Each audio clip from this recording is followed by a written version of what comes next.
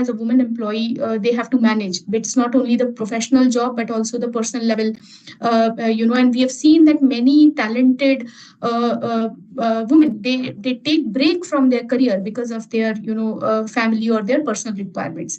So as an organization, we thought that how we can work in this space, and this is where we introduce a lot of industry first initiatives. One of such example is a program called Drive Her Back, where annually we invite professionals who have taken break in their career for one reason or the other, and we invite them to join us back, irrespective of the duration,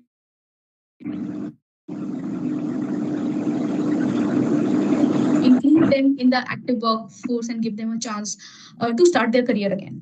Again, will work hours, or having an option of, or a facility of, say, crèche in the office.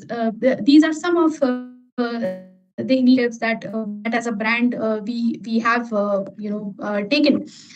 This is just to make the environment more, I would say, comfortable, friendly, and help the female employees to basically focus more on the work, and how we can collaborate and work together to take the rest of the responsibilities, or share the rest of the responsibilities with them. So this is from a perspective of, I would say, active workforce. But when it comes to women, I would say as a customer level also, we are seeing that women are becoming the decision makers in the family.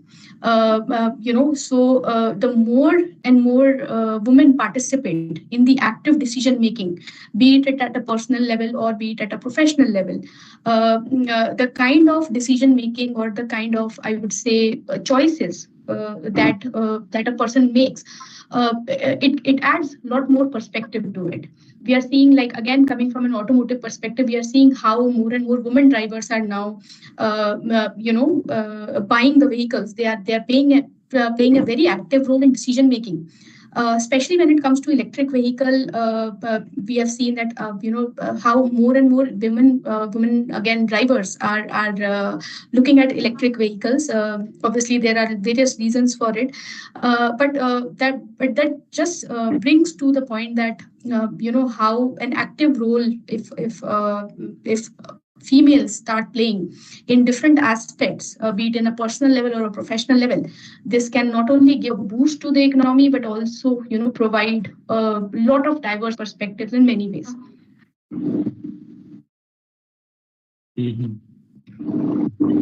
Thank you. I think the biggest example, I would say, the evidence of maternal gender, MG India's women first policy we have in front of us, Madam Neha Jain, who is heading the EV, the futuristic mobility sector, as well as the innovation drive of it. And this shows the empathy which is out there. And as a goal, the women empowerment is not just an obligation, it's a way of life. And as we see that there is a masculine worldview and there is a feminine worldview, and the theory of yin and yang, juxtaposing both of them, an integral view which has to be presented. I think Madam Jan has really presented it across, and very strong point that drive her back, bring her back to the workforce. And that is very important, because in life we all have, women have the largest responsibility for that matter. And if the organizations are empathetic to them, like, now you come back, you have done your duty to the family, to the society, now come back to chisel your career further and forward, and this will help the entire spectrum further. I think Madam Bakshi had mentioned a very important point of creating women collectives, because if the women are traveling, especially in the rural spaces for that matter, because that's where the bottom of the pyramid lies, and that's one of the thought processes what Madam Bonia talked about, SHGs and all. And we have a very, I would say, enigmatic personality with us, Sir Venugopal Rao Nelutula, who is the veteran of driving e-buses and e-HCVs. So one of the components of sustainability is also the ecological aspect of it all. There is the gender inclusion is one part, but then 25% of the global CO2 emissions are all driven by the transportation sector. So becoming in the collective part of it all, how we can handle the environmental challenge on one hand and the social challenge, the women inclusion, the security aspect of it all. What I think Madam Bonia, Madam Bakshi, and also Madam Jan, they touched upon it. I would invite Venugopal Rao Nitula sir, who is the Chief Marketing Officer at Kato Motors, to give his insights on this forum. Sir. I quickly show my face, then I'll go directly on the call because I could not hear anything. I'm in a field where my entire project work is going on in the charging and electric mobility area. So I'll speak to you or call only very comfortably. Sir. So there are two areas. One important area that I wanted to share with you all is that the subject of empowerment of women is most critical for us today in our electric mobility or sustainability implementation, whether in India or globally.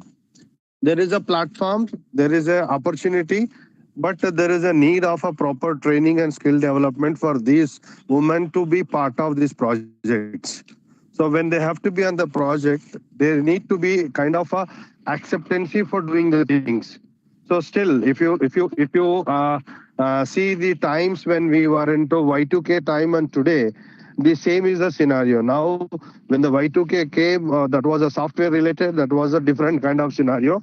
Today, when the moving to the next level of climate change, the actions in the marketplace happening but not fully supported, for which we need to look at how we can collaborate each other and how kind of a support being provided.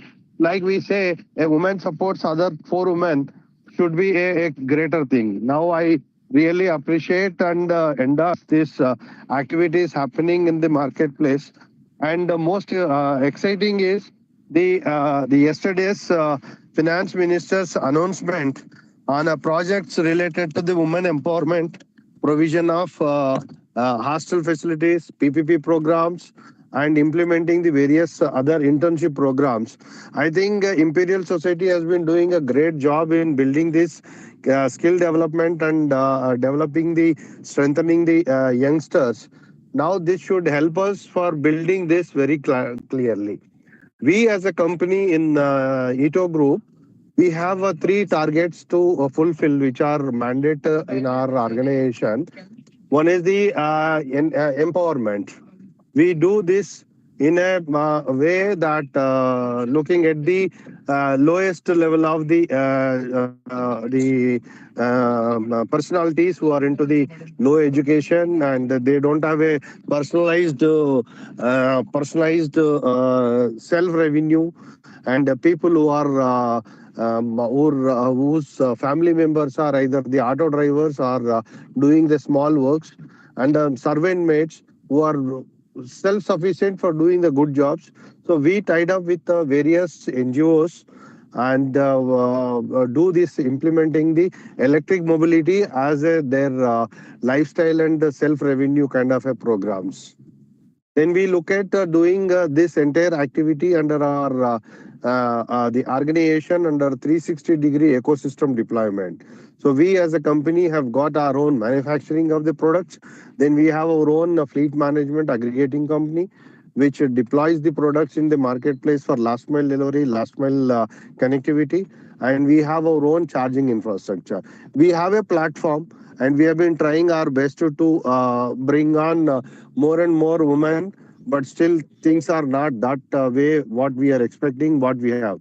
For example, very soon we are going to deploy about 5,000 passenger vehicles in a major 5 cities in India, where we wanted to have at least 50% of drivers to be onboarded women only. But we need kind of a backup support from the state authorities and corporates, where we get that kind of a woman getting on the boarding and getting on this line. And the third important, which critical here today for implementing the electric mobility in India is the certain actions that everybody trying to do is not collectively, it is independently, individually they are doing. So organizations, OEMs or CPOs, all if the working together, these can be happening very very easily, and the reach can be improved, increased, and also the support function will happen very well for doing this implementation of the electric mobility, particularly in the area of climate change activities and sustainability. And the corporates that now going to now surprisingly yesterday when the budget session was happening, one of the area where madam announced that the internship program for the youth for 12 months where the government is going to support, and apart from that the corporates who are spending will eventually be converted into the CSR activity, which is very very vital. Similarly, a CSR activity budgets of the each corporates, if converted into implementing the electric mobility, usage of the electric mobility, and doing the certain services like what we do, the planting the trees has become a green initiative. Why not electric mobility, a green initiative? So this is what I wanted to share a few points. Thank you, Venugopal sir. You have really touched upon the crux of the matter.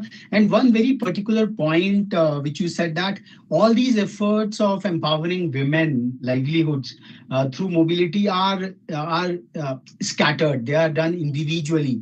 And in order to create a kind of a continuum, a corporate continuum, a kind of a cluster-based private sector development, which is the forte of our next panelist, Sir KVL Narasimhan, who has a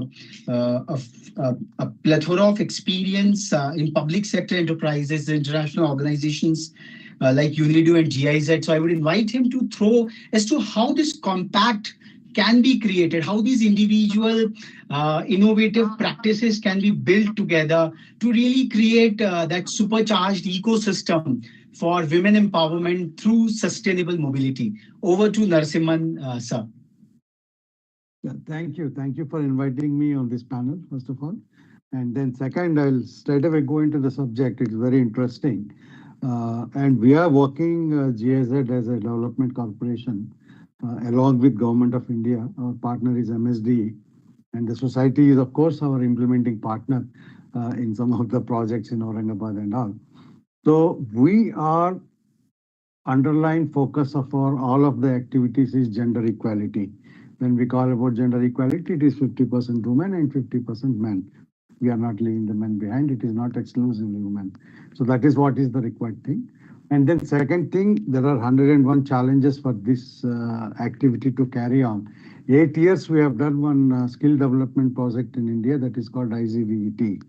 Although that was not much focused on women, but what we achieved is untold and told that some inclusion of women in traditional activities, bringing the women from stereotyping activities, coming, inviting them out of that, and then channelizing them into the so-called men-dominated areas. For example, welding is one area in the manufacturing.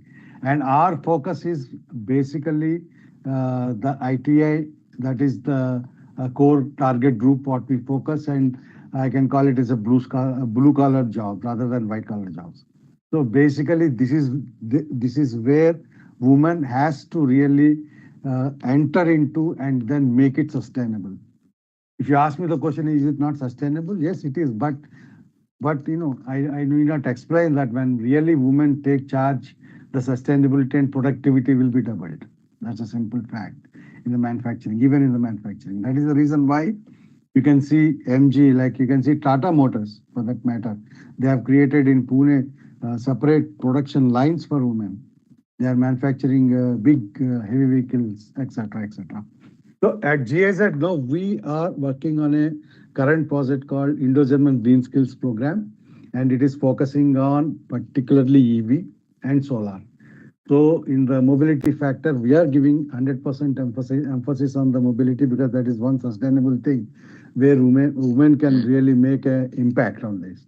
So how we are going to do this? We are going to really go to the supply and demand sides.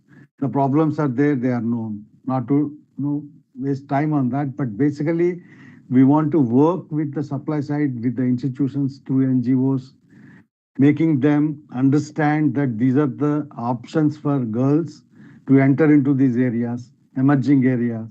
That is part of the thing. Second thing, capacitating the ecosystem partners. It is not, just like that it happened. That is what our experience says. So everybody needs some capacity building. So we are trying to do that. And ultimately industry, the big, the small and the MSMEs, all of them, we are also sensitizing them the advantages of, taking women into the employment fold. So we are in this journey. We are also planning to, develop some what you call some reference studies with some developing countries, one or two countries. We want to take it up and then show the best examples or the best practices, what works and what doesn't work. Particularly in the Indian context. Particularly in the Indian context, it is not that, let us suppose Philippines has some success that may not be, successful in India. So we have our own, local problems, and we are unique that way. Every country is unique. So we are trying to do that. And yes, what we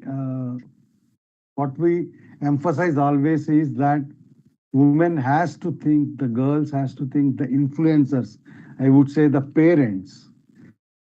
Bigger problem is with the parents and their thinking process, that they should also welcome that these are the trades, these are the professions, they are equally, equally suitable for women as career, as they plan their careers. So that is what is the change we are looking through this project particularly. And we just started our journey, and then we are hopeful that maybe after 12 months or 18 months, we'll be able to create some successful pilot models where we can bring some change, either from the, particularly from the supply side, we are concentrating. That is what is important, because when we talk to the industry, they said that, we are ready to employ any number of women. We like that, but they are not. Yes, that is true. If you see the national statistics, girls entering into this, I am talking about ITA courses, it is just 6%, which is, this is not a talk. We can't even talk that percentage. So if we can bring some pilot models, at least through this project, that is what we are concentrating on, the strategy part of it, and then make some difference. Definitely, we will share that particular, success model or a pilot model to all the stakeholders in the ecosystem. That is what we are aiming for it. Well, at this stage, that is what I want to say. And then also, when we are talking about the development process, once we have to keep it in mind that there is a gender continuum. So whatever the actions we are taking, they should really concentrate on gender sensitivity and then gender responsive. Then ultimately what we achieve, or we should target, is gender transformative. Like say, what I say gender transformative is, let us suppose we are 44 people, we are 41 people. So obviously when I say it should be 21 women, are they a woman? No, they are not. So once we achieve that, automatically that is a gender transformative approach. We are trying to place some models, successful models. Let us see how they react, and then the success goes. Thank you. I think a phenomenal exhortation indeed. And Narasimhan sir has touched upon a very vital component of the stereotypes between the hard career choices and the soft disciplines per se. And automotive sector per se is considered to be a hard choice, like welding. I remember my times at IIT Kharagpur that in our first year compulsory welding classes, we used to see all the girls as well. So, but somewhere or the other in the disciplines of mechanical engineering, the hard core of it all. But then if we see the national tapestry, the giant of mobility, the ISRO, Indian Space Research Organization, is all led by women across their research laboratories, and the space moms are really driving at the top of the pyramid. Perhaps the discourse out here is more about gender inclusion on the shop floor, on the hard jobs out here. And so that distinction perhaps is also needed. And also the office of the principal scientific advisor, if you just go under Professor Sood and Madam Sani, it's a women women-led institution per se, and the entire S&T clusters down the 6 cities, they are all led by women CEOs. So I think what Narsimhan sir has touched upon, that the transformative aspect of the superior status of women, which had been in our pantheon, is somewhere being accepted well, and the trickle down effect would perhaps happen. And before I invite the showstopper, the panel discussion with Gopalakrishna VC from the Techie Telangana, I would like to invite Shubhankar Chakravarti sir, who is a passionate convergence person who brings together the NGOs, the corporates and the academia. और जो कहते हैं कि शिक्षा संस्कार का जो तत्व है, वहीं से विचारधाराएं उन्नत होती हैं. And the NGOs, Madam Bakshi from the NGO perspective has given the bottom line challenges what our society, which has been invaded and ravished for a millennia per se, from the land of Karanavati. We had such valiant queens of the country. We have in our historical folklore that Kaikeyi was accompanying King Dasharatha in the wars over there, and she used her finger to just keep the wheel running and running. So such valorful stories are all out there. We had a dark age of around 1,000 years, and our Indian freedom struggle saw a lot of women folks over there. So what is Shubhankar Chakravarti sir's view? What transformative landscape he is witnessing on the campuses, on the higher education campuses?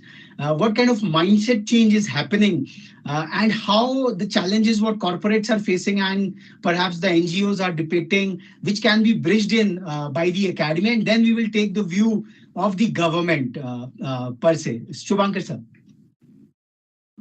Thank you, Raghav. Thank you, all the panelists. Such a great panelists we have. Same basically, what I understand, traditionally we had women in all the places. We had women working in fields. We had women taking entire journey as the queens and as warriors, as babies, everything was there and done. But the issues which had come into play because of the movement, when we started understanding the contribution in terms of money, finances, when it comes in terms of finances, we started taking women for granted. That is the major issue which the society has faced for the last 100 odd years, which has baked us in that way. See, in this country, we have Anand with Amar movement. It's all women-led movement. We have other things, what to say, other movements. And when we were in engineering colleges, we used to see in mechanical department hardly one or two girls. Because people never used to go to these conventional job roles where the job roles are there. Then this you say when the computerization happened, when the computers came, we saw a lot of girls taking part in engineering courses, but yes, they are limited to coding, they are limited to management and HR thing. And audible. Sir, the voice is a bit jittery, but we can manage somehow. Yeah. Is it okay now? Now I'm nearby the microphone. Yeah. A bit jittery, but we can make it. We can make your sense. Yeah, that's what I'm saying. So basically, when we say slowly, the girls started coming and joining the workforce. Now, what are the challenges they are facing majorly? As Bakshi ma'am has stated very well, that the mindset, the first thing is the mindset. Now, when I talk about the mindset, it is the mindset not only of the society, not only of the parents, patriarchal society, but also the mindset of the girls. Because after so many years, we did not have the decency to instill courage in these women that they are better performers than men. They always are multitasker. I came across a company around 15 years back. It's in Nibrana. It's called Mitsuba. Mitsuba India Private Limited. It's not in Nibrana, it's in Glasgow on the way to Tornado. They, that time they employed around 70% women. Mm-hmm. 15 years back in manufacturing, they used to scout for them into different interior and input places. So and then train them, they used to bring them and because they were better performance. So similarly, when they were into precision tools, they're making precision tools. So that is how women empowerment should be. Because it's heartening to know that MG model is striving for 50% of the workforce. Electric is going for 100% Chennai plant with women. This is going to change the dynamics. Because until unless you give the financial power to women, the situation will not change. Number one. Number two, why they are lesser minerals mindset is that then we have to prepare conducive environment. There has to be conducive environment where there are the infrastructure has to be women friendly.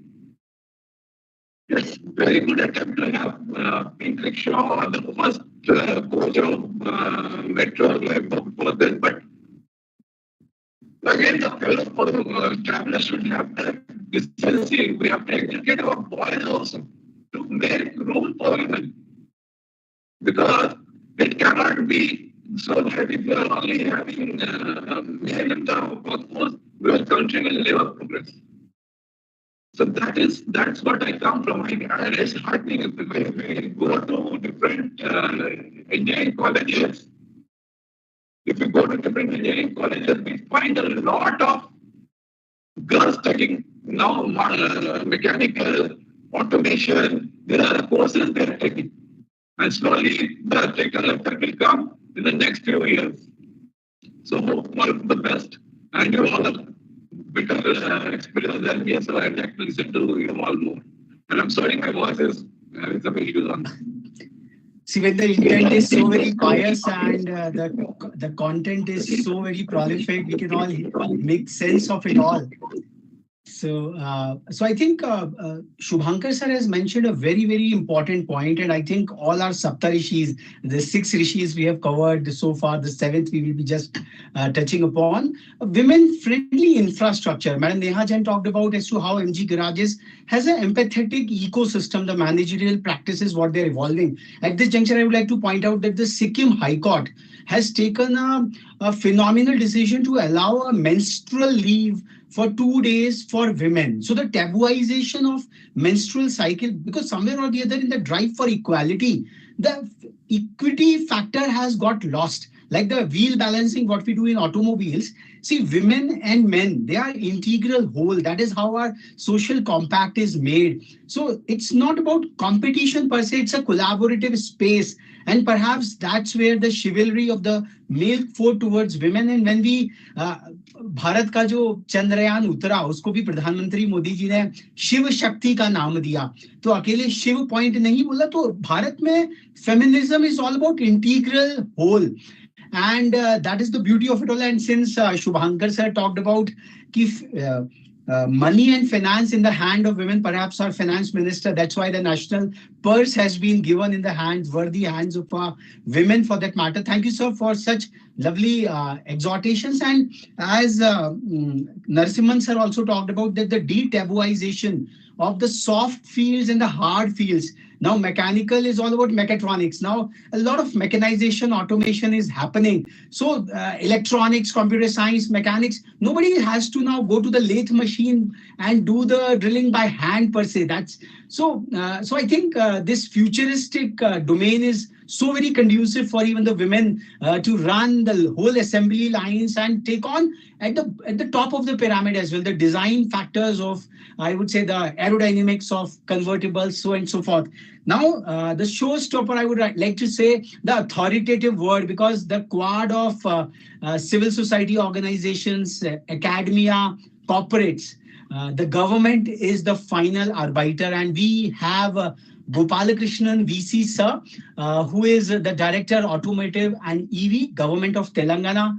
Telangana, the techie Telangana, we all know about it, and as to what innovative, what futuristic thought processes are happening out there for evolving sustainable livelihood for the women empowerment, and also leveraging the futuristic sector of electrical vehicles. Gopalakrishna VC sir. Yeah. Yeah, thank you, Raghavji. I hope I'm audible and clear. Yeah, clear, loud and clear, sir. Yeah. Yeah. So, firstly, thanks to ISIE India for inviting me into this conference. Many absolutely amazing insights from all the other co-panelists. Many of which I feel I should also, as a part of the government, we should also emulate. Also, it will be absolutely not right if I don't comment the way Mr. Raghav you have been doing this moderation. Really appreciate this. So with that, let me start. Some of the initiatives which we have done from the government of Telangana. So I lead the automotive and electric vehicle department in the state. So ours, as you know, ours is not a very heavy automotive state. So the erstwhile Andhra Pradesh got split into the current Andhra Pradesh and Telangana. So we are a small part. We have a small portion of operations happening, manufacturing happening in the automotive domain, which is the ICE manufacturing. But when you look at EVs, there is burgeoning amount of startups that have come up. A lot of mushrooming of two-wheeler, three-wheeler startups over the last few years. There is bus manufacturers who have looked at us and who have also set up manufacturing.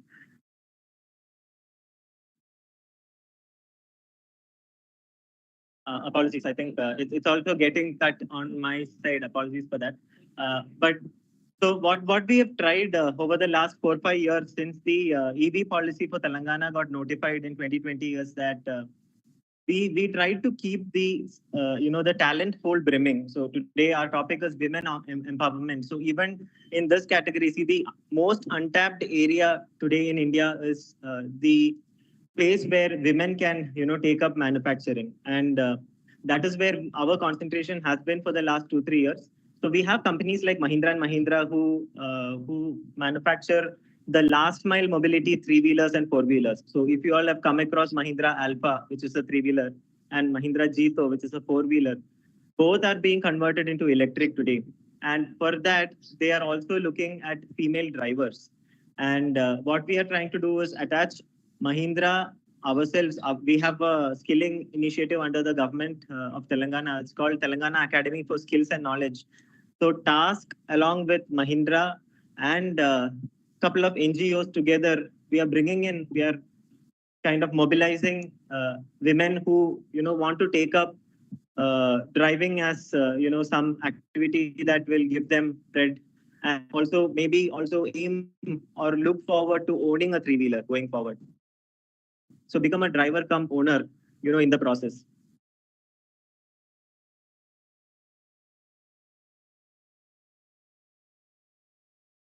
A bit of technical snag. Yeah, I know. Apologies, I'm outside. No worries. On please road go on, sir.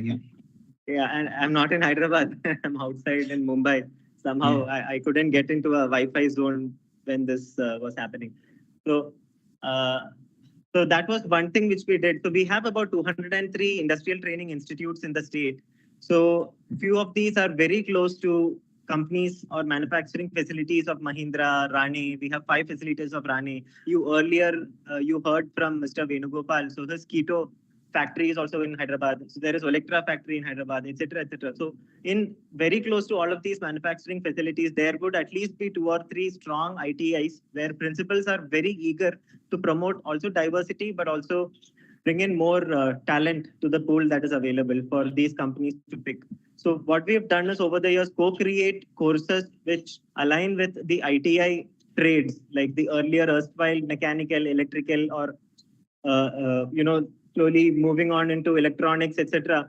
Whatever, wherever women can contribute. So I myself, earlier, before taking up this assignment, I was working in the corporate. I was in an automotive company in Chennai for 6 years. So that was into actuator motor manufacturing. So there, 80 to 85% of our manpower, we had about 1,100 people working.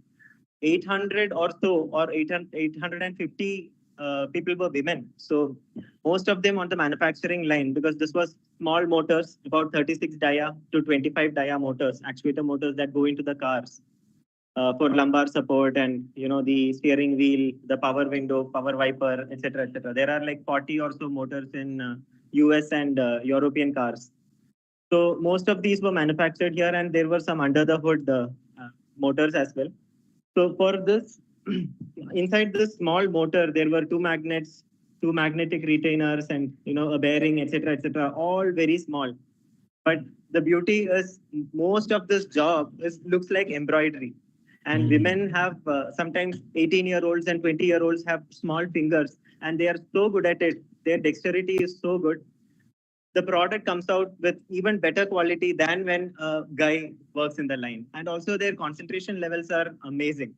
And you train them on something, they get it. You train them on the next station, they get that also. And that way they become line leaders and line supervisors and grow up the channel. Of course, there was the larger issue of women coming out of this practice when they were getting married, because they were all 10th standard and 12th standard pass outs. They just wanted some kind of a job before they get married to help their parents. So they were coming into this for like 3 or 4 years, but after that there was heavy attrition, of course. But we were managing that in the previous company. So having had that experience in Chennai, we were trying to replicate that here with larger companies, larger OEMs, who have the capacity to also look into this attrition that will certainly happen once in 3 years, once in 4 years, etc. And every year we have to be ready for that cycle. So that was one thing we did with TASK and ITIs and the larger OEM. The second thing is a rural mobility pilot, which I can bring up here.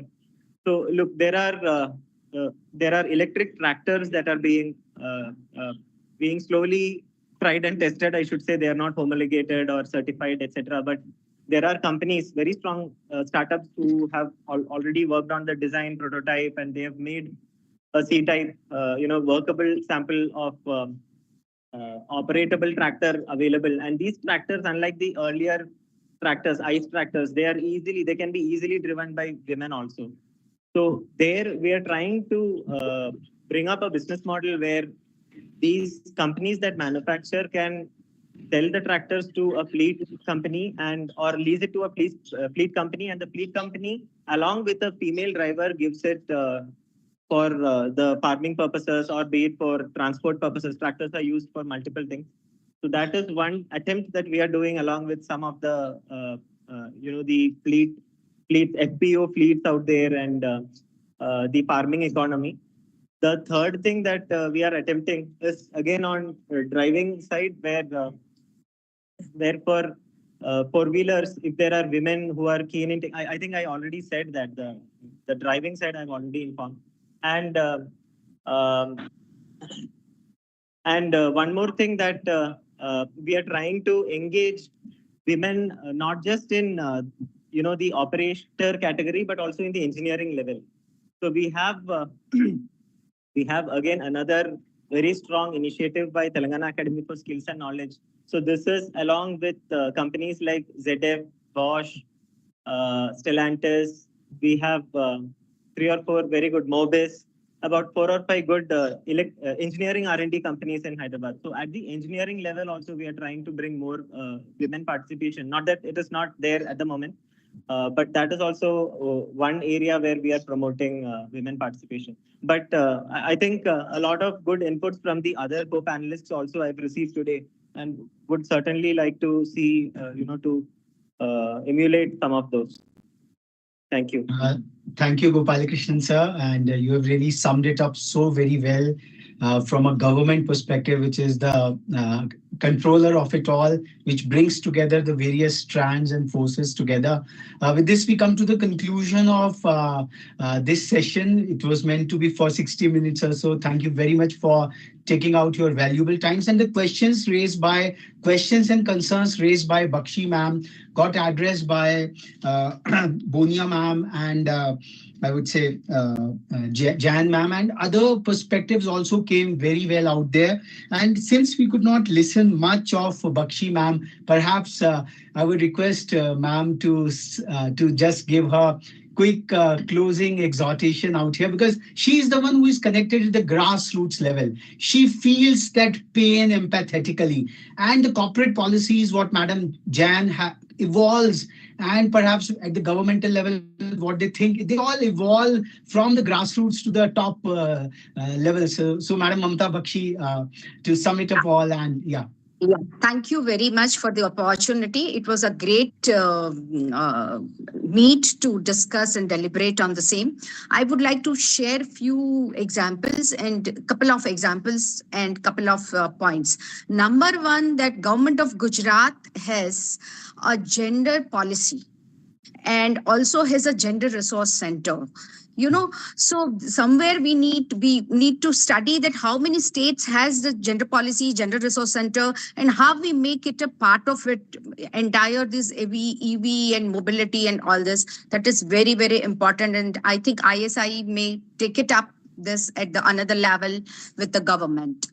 Secondly, what I feel is that about revamping of the ITI, because so many government ITIs, industrial technical institutes, and also the many of the CSR running the skill development centers.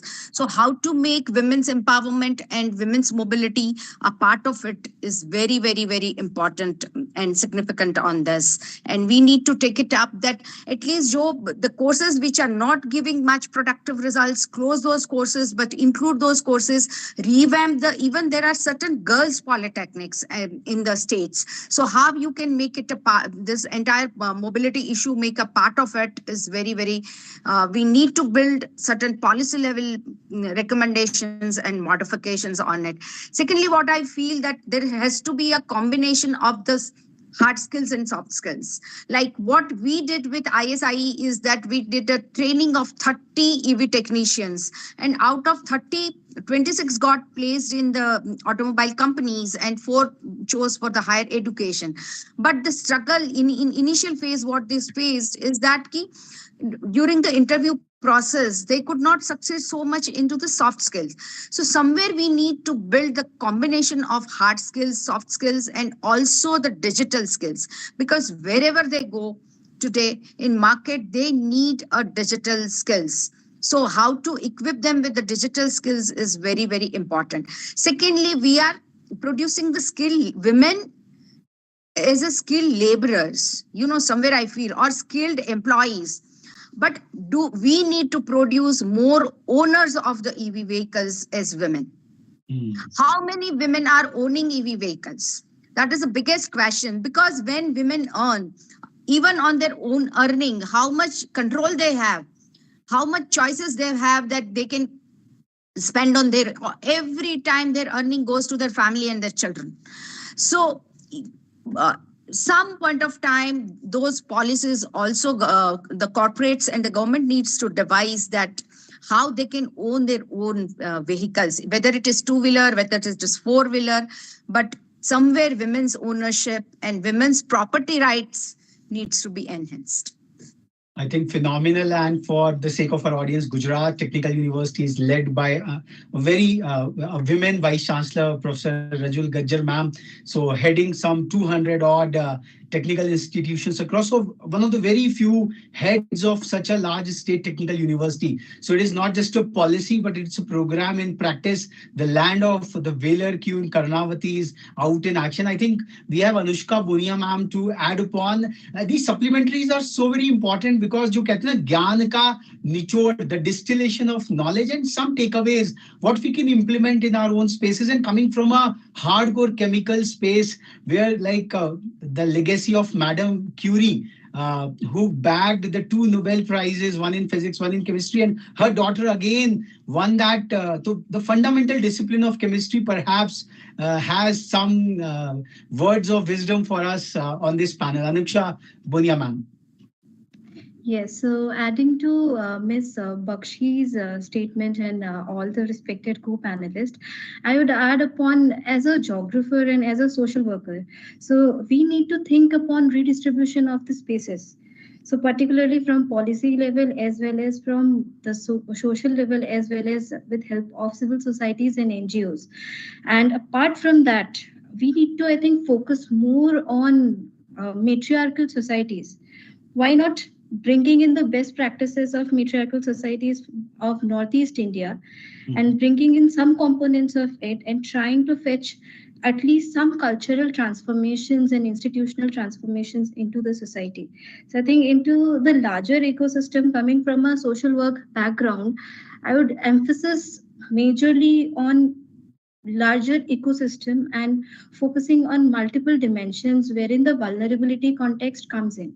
So building a livelihood asset is easy, but the point which comes in is coming out with the vulnerability context, how we are able to absorb the shocks, how we are able to absorb the trends. If we see the rural and urban trend is completely different in terms of mobility, in terms of sustainability, in terms of retention of the workforce, and even in terms of seasonality. So most of the areas which have patriarchal society, patriarchal dominance, we see if a woman is working, she needs to leave the job post marriage. So that is one of the components. If she is being trained into any of the CSR initiatives or any of the government initiatives, but that skilling goes into veil just because she is getting married, and we do not have any retention strategies, we do not work with the families involved, with the societies involved. So if you know about khap panchayat, I think most of the you must be aware about. So khap panchayat plays a very important role at times in uh, creating hindrance for women employment post marriages and post having kids. So getting them back to work in urban areas become easier, but in terms of rural areas it is quite difficult. So I think we need to bring in practices from matriarchal societies wherein women run markets are there. If you see Khasi tribe of Meghalaya, so you can bring in good practices from there. They have women run markets, completely financially independent women with human capital, with natural capital as well as financial capital at hand. So I think we should bring in those components into our societies in North India, East West India, or into South Indian context. So that was one additional point from my side. That's all. Thank you. Thank you, ma'am. And I think this has been a phenomenal session whereby perspectives like from 7 different corners, we could just converge it together. And as the moderator, I have been given the onerous task of passing the vote of thanks. So first and foremost, the thanks goes to the Imperial Society of Innovative Engineers.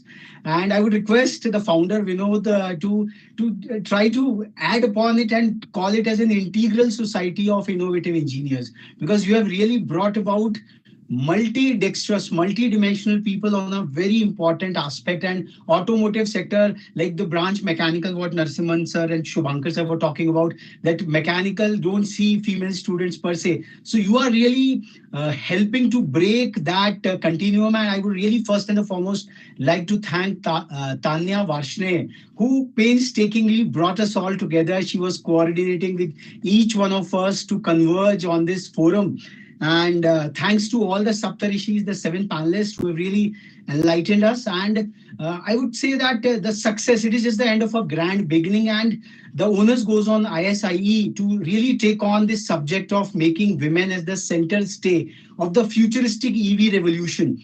And what Madam Bonia has talked about, the innovative aspects as to how SHGs, animal husbandry, because the agrarian economy, a lot of money has gone yesterday to the organic agricultural promotion. So that is where a supply chain from the farms to the fridge has to be created. So can the EV word, a doyen of the EV industry, talks about like how we can create through the batteries, whatever we have, small charging, I would say chillers for that matter, for the milk, for some of these fresh products which can be marketed out there. So at the bottom of the pyramid and at the top of the pyramid, I think the whole continuum continuum. Narsimar sir talked about the gender continuum very, very well. So I think all these creative ideas and practices which are already out there, ISIE can really take the challenge further and forward to really make women, I would say, the center stage of the EV revolution and sustainable livelihood.